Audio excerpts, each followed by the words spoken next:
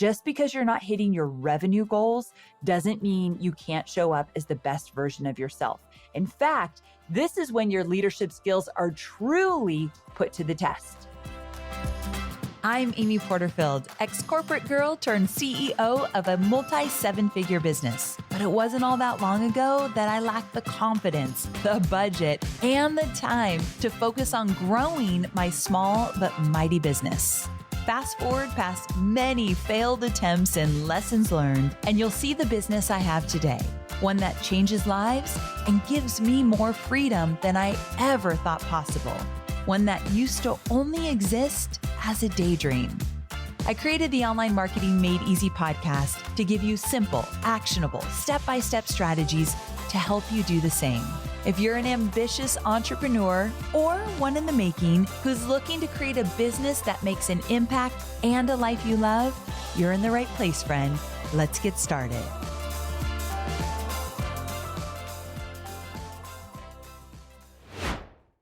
Hey there, welcome back to another episode of Online Marketing Made Easy. I'm your host, Amy Porterfield, and today we're diving into a topic that might feel a little uncomfortable to talk about, but it's so important.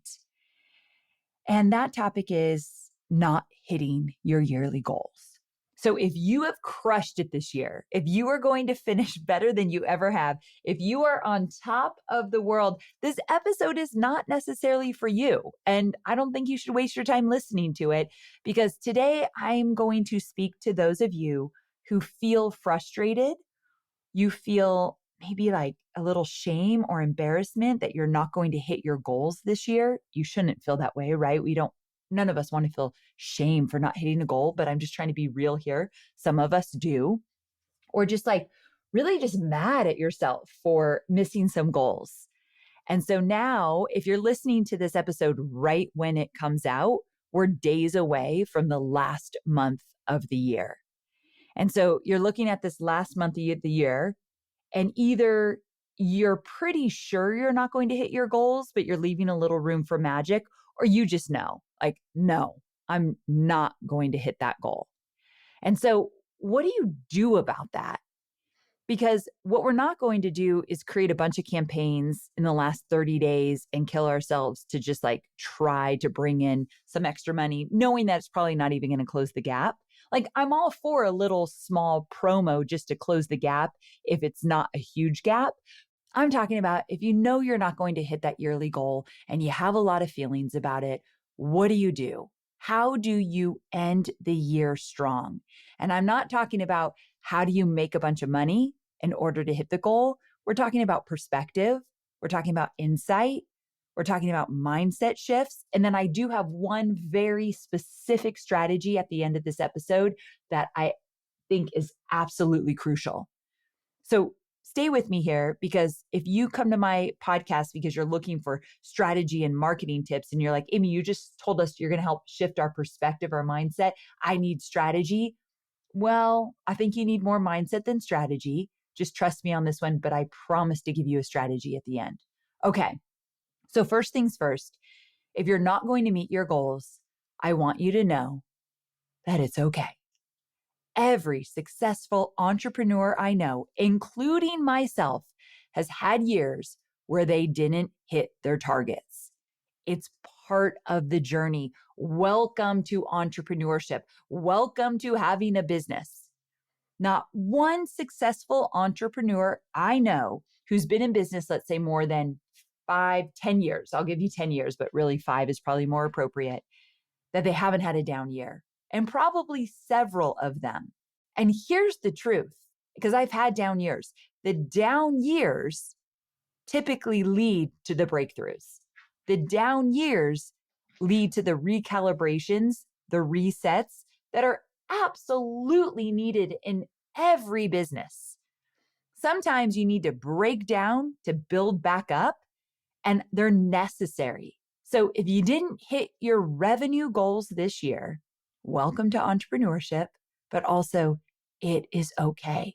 It is part of doing business. Now, I didn't always know that.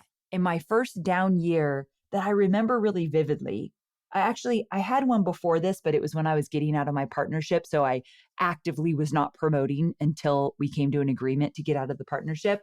So I knew that was going to be a down year by design. But in 2021, I've talked about it a million times. It was a really hard year for me. But what came out in 2022 because of what I went through in 2021 was so cool. It was like the changes I made, the mindset that I had. That was the year I finally got my health in check because I was just feeling horrible. So I'm telling you, the breakdowns, that's where the magic happens if you let it. So, first of all, we're just going to be okay with sometimes it's a down year. And then I need you to continue showing up as a great leader. That's the second thing we're going to talk about. You got to keep showing up as a great leader. Just because you're not hitting your revenue goals doesn't mean you can't show up as the best version of yourself. In fact, this is when your leadership skills are truly put to the test. Be transparent with your team about where you are and where you want to be. Show them that setbacks do not define us. It's how we respond to them that matters. You have to lead by example. And even if you don't have a team, be a great example for yourself. Show yourself what you're made of here. Show up as your best self, even in times that you don't want to, even when you want to hide, even when you want to cry, but then show up as your best self. And coming back to my solopreneurs, when I said you just got to show up for yourself, even if you don't have to communicate this to a team, leadership isn't just about managing others. It's about managing yourself and how you show up in your business and for your audience. So even if you are a team of one, you're still leading your audience, your customers, and most importantly, yourself. So stay committed to your vision and keep showing up consistently. That's leadership in action. Next, let's talk about enjoying the holidays because I'm being very specific right now. How are you showing up in the last month of the year if you're not hitting your goals? So I did a whole episode on how to really enjoy the holidays as an entrepreneur. It's episode 733. So amyporterfield.com/733. But what I want to say here about the holidays is there's no space for punishing yourself. There's no space for, well, I'm not going to hit my goals, so I need to work harder right now. I don't get to take weekends off. I don't get downtime because I didn't do what I said I was going to do. No, we are not doing that. We cannot let disappointment overshadow the joy of the season, and you deserve to enjoy this time with your family and friends. So I want you to make a conscious effort to be present and grateful for the moments you have with your loved ones. So check out episode 733 if you need a little extra help with this. Maybe you decide you're actually going to take a full week off. You're like, what, Amy? I need to make some money. I'm not hitting my goals. I can't take the whole last week of December off, which is something I talk about in that episode. Yes, you can. Yes, you can. So sometimes pushing ourselves to walk away and starting fresh with a new perspective is exactly what is needed. So maybe you give yourself permission to step away a little bit so that when January 1, 2025 hits, you are ready with a fresh perspective, a new attitude, and some new drive to get you to actually hit those goals in 2025. Okay, so let's dive into the mindset that you need to finish as strong as possible. And this is where gratitude comes in big time. I want you to take a moment, maybe even a journaling moment, to reflect on what did work this year. What are you most proud of? Sure, you might not have hit all your end of year goals, but I bet there were some wins along the way. For example, maybe you launched a new product that didn't quite hit the revenue targets, but you launched a new product, my friend. Most people fall short of that. They think they're going to do it, they start working on it, and then they get distracted and they never do it. You did it. Or perhaps you grew your email list by 50%, even though the sales weren't really there, you still grew your email list and that was maybe one of your goals. You have to find them. And listen, I've been in those moments where literally I can't find one.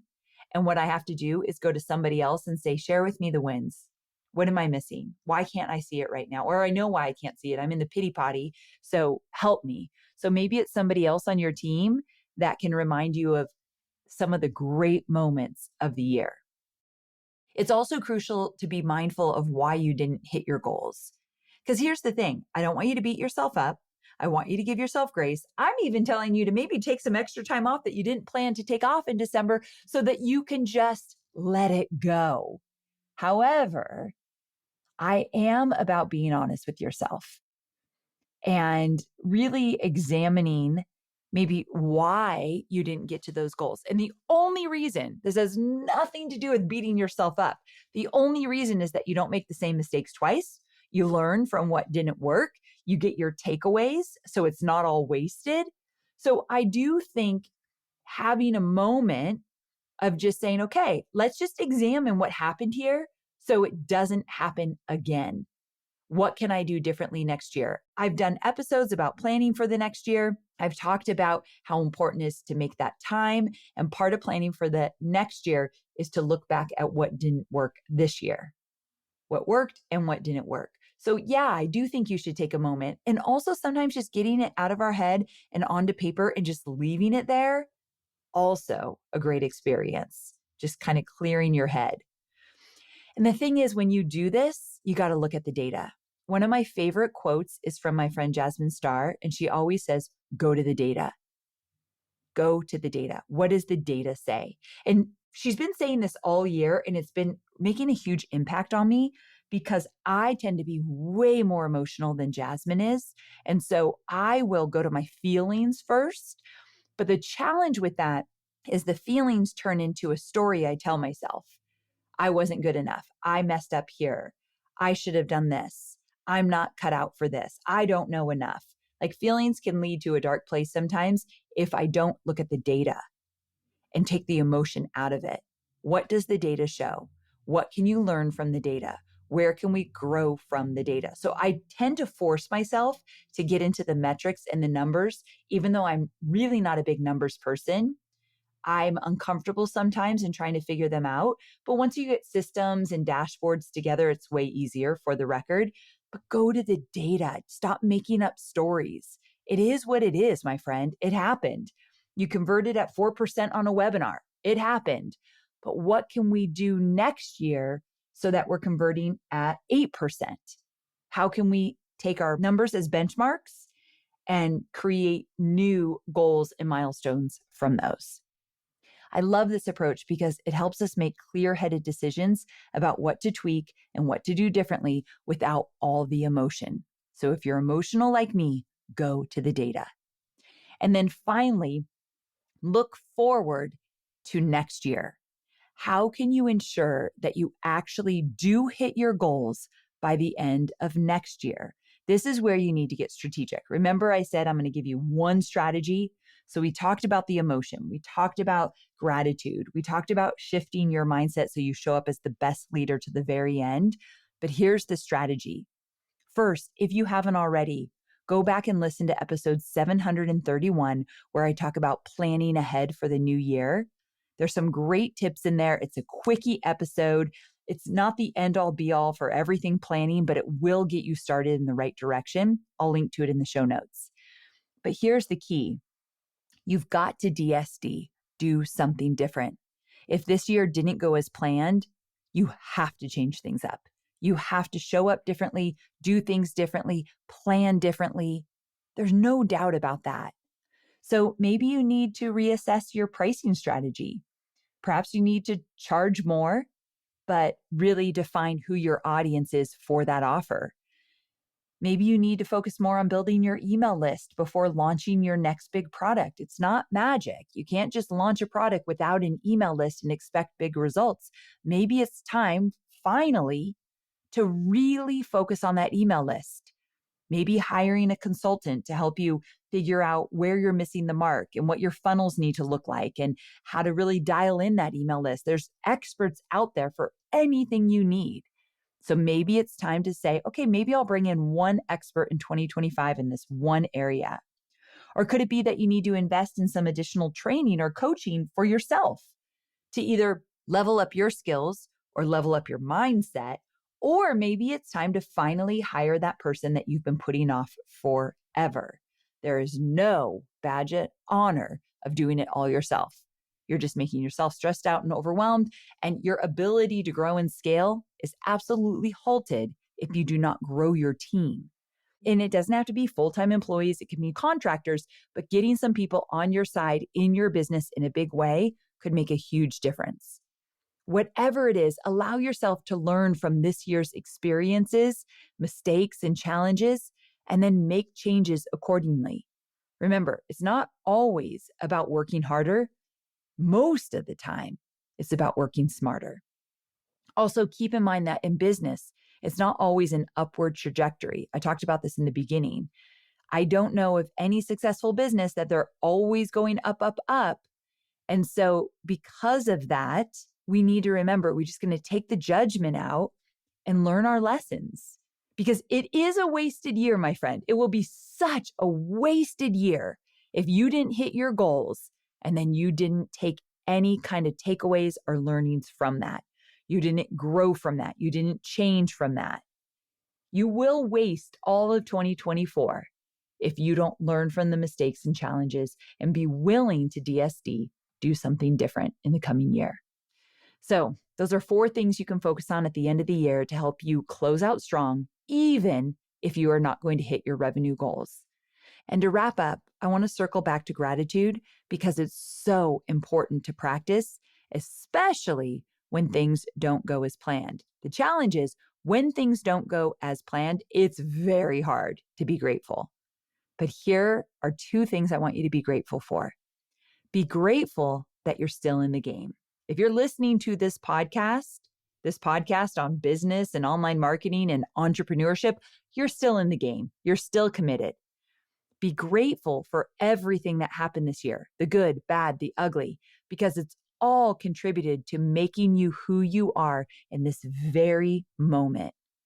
Don't lose the lessons.